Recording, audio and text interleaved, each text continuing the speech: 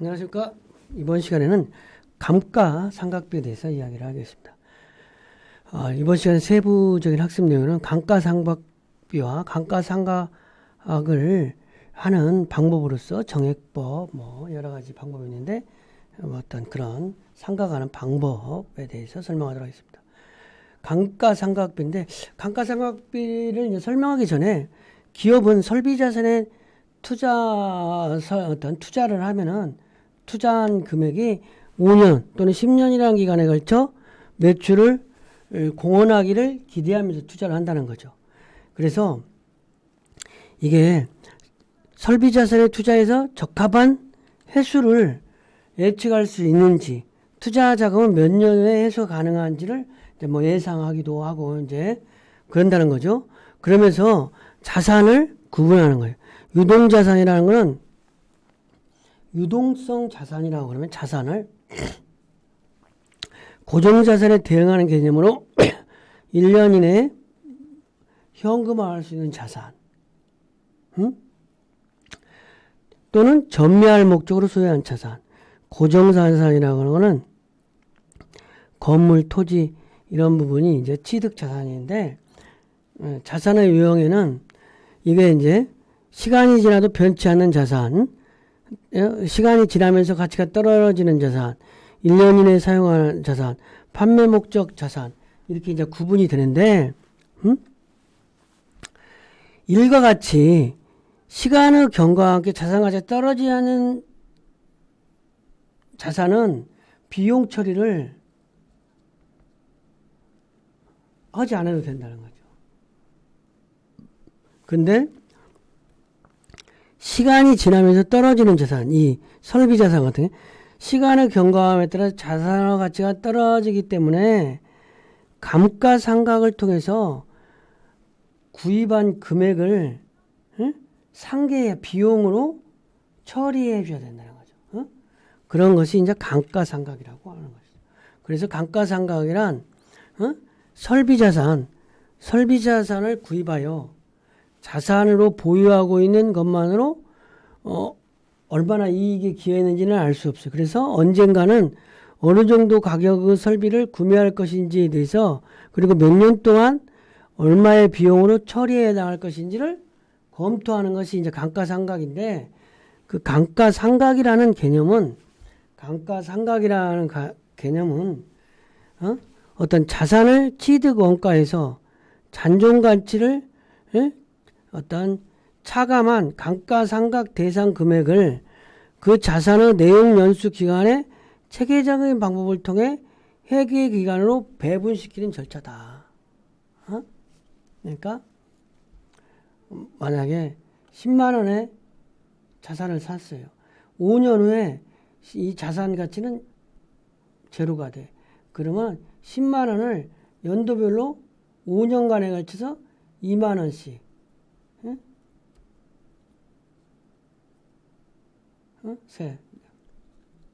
이렇게 5년에 걸쳐서 2만 원씩 비용 처리를 한다는 거죠. 비용 처리. 그렇죠? 그리고 감가상각 방법에는 정액법, 이렇게 2만 원씩, 정액법, 정률법, 생산량 비례법에 따라서 다르게 할 수가 있다는 거죠. 그래서 정액법은 뭐냐? 그러니까 설비 자산을 소매점에서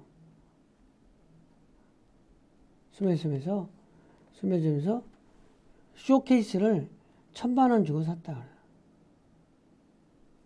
근데 5년 후에 이게 버려야 되니까 제로가 된다. 그럼 5년 동안에 200만 원씩 연간으로 나눠서 비용 처리를 한다는 거죠. 왜냐하면 첫해 비용 처리를 너무 다 하면 손익이 1년 차에 손익이 너무 줄어들고, 또 5년 차에 없어질 때 하게 되면 또 5년 차 손익이 줄어드니까 감가상각이라는 개념을 써서 어떤 비용을 균등해서 배분한다는 거죠. 균등해서. 자, 그래서 정액법은 고정자산의 가치가 매년 동일한 금액으로 하락한다고 가정하고 매기간 동일한 금액을 상각하는 방법이다. 그리고 정액법은 계산이 매우 단순하기 때문에 사용하기에 편리하다는 거죠. 그 다음에 매년 일정액 비용 처리되므로 손익에 미치는 영향도 어떤 기간에 동일하다는 거죠. 그러니까 집기를 100만 원에 샀으면 5년간 사용한다면 5년 동안 연도별로 20만 원씩 동일하게 비용을 배분하면 그 연도별로 동일하다는 거죠. 그죠? 그러면 정액법에서 감가상각 산출 방법은 이런 거예요. 취득 원가의 잔존가치 곱하기 내용 연수를 하나 4년에 걸치면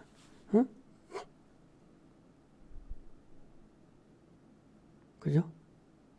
그러면 100만 원짜리가 나중에 20만 원이 된다고 그럴 때 내용 연수 4년에 하면 감가상각을 20만 원씩 한다.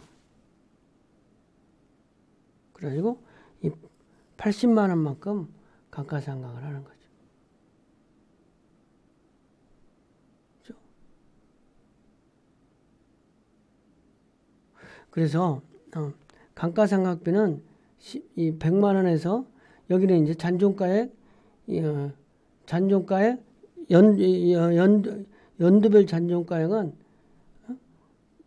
100만 원, 80만 원에서 4분의 1이라는 거죠. 이게 원래 잔존가액이 20만 원이니까 80만 원에 4분의 1이 가지고 20만 원 되는 거죠. 그죠?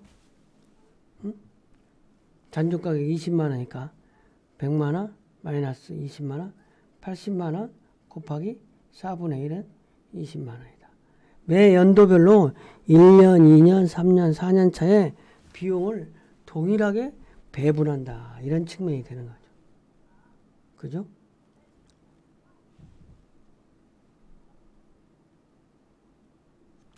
정률법이라는 것은 뭐냐?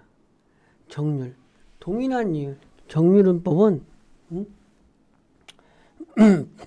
만약에 100만 원짜리 100만 원짜리를 감가상각을 동률로 줘요. 유용자산의 기초장부 금액의 매기간 동일한 상각률을 적용하여 산출한다는 거죠. 그러니까 25% 적용한다 그러면 100만 원에서 1년 차는 25만 원 되는 거죠. 75만 원에서 그 다음에 25%. 그 다음에 거기서 또 25%.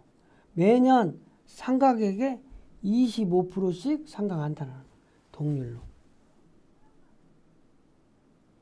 그래서 정률법에 의한 감가상각 누계의 차감 후 장부 금액은 매년 감가상각만큼 감소되므로 초기에는 많은 금액이 상각이 되고 기간이 경과함에 따라 점차 감소하게 됩니다.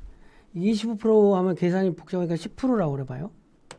그러면 1년 차에 10% 하면 100만 원에서 10만 원만 감가상각하고 2년 차에는 90만 원에 10%니까 9만 원.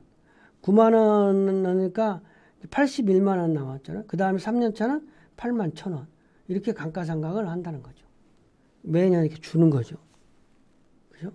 그리고 그런 것처럼 사업계획서에 이익계획을 세울 때는 간단하게 산출할 수 있는 정액법으로 산출해도 무방한다. 정률법은 그러니까 감가상각률이 동일하다는 거죠. 그죠? 그래서 감가상각비는 이렇게 100만 원에서 0.3, 66만 9천에서 0.3, 그 다음에 장부가에서 0.3 하니까 감가상각비가 이렇게 점점 줄어간다는 거죠. 그죠? 장부가가 20만 원은 똑같지만 감가상각비는 매년 다르다는 거지. 정액법일 때는 매년 똑같았었잖아요. 2만 원씩. 그죠? 그러니까 정액법, 정률법은 다르다. 그 다음에 이제 나머지는 생산량에 비례해서, 그거는 이제 손익을 할 때 조금 더 적절하게 반영할 수 있도록 하는 거예요. 내용 연수를 기준으로 하지 않고 생산량, 사용량에 비례해서 감가상각비를 산출하는 방법이다. 이 방법은 천연자원이나 광물자원의 경우에 그 가치가 벌목량 혹은 채광량에 비례하여 감소하므로 추정 총생산량에 대한 당기의 실제 생산량 비율을 감가상각비로 계산함으로써 수익과 비용을 합리적으로 산출되게 한다는 거죠. 그러니까 실제로 생산량에 비례한다. 그러죠? 총 생산량분의 단기. 그러니까 이 어떤 이 기계를 가지고 어떤 기계가 있으면 기계 100만 원짜리 기계인데 100만 원짜리 기계는 총 생산량은 100만 원짜리로 생산할 수 있는 게 2,000개라고 그러면 이 올해 연도에 1,000개 생산했으면 50% 감가상각을 하는 거예요. 그죠? 자동차의 경우도 어떤 주행거리가 20만일 때 주행거리에 따라서 감가상각을 한다는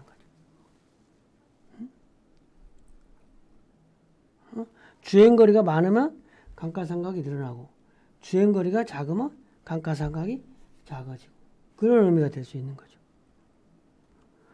감가상각이라는 개념을 좀 이해를 하면 감가상각이라고 하는 것은 뭐냐. 어떤 자산을 취득했을 때 그 자산이 시간이 지남으로써 그 가치가 손실되는 거, 설비 자산이라든지 뭐 이런 거에 대해서는 비용 처리를 하는데 합리적인 비용 처리 방법이 어떤 건가? 그런 부분이에요. 그 비용 처리하는 것을 감가상각이라고 하는 건데 그 감가상각하는 방법은 또 다른 방법이 있다는 거죠. 그래서 유형자산의 취득 원가에서 잔존가치를 차감한 감가상각 대상 금액을 내용 연수 기간의 체계적인 방법을 통해 회계기간으로부터 배분시키는 절차다. 5년이면 5년에 걸쳐서. 그렇죠? 그래서 유형자산의 감가상각 방법은 자사의 미래 경제적 효용이 소비되는 형태를 반영한 합리적인 방법이어야 된다. 그래서 감가상각 방법에는 정액법으로 하든가 매년 5년간에 걸쳐 하면 5년간 똑같이 하든가 정율법 30%면 30%씩 하든가 아니면 생산량에 비례해서 감가상각을 하든가 이런 방법이 있다는 거죠. 이번 시간 강의를 마치겠습니다.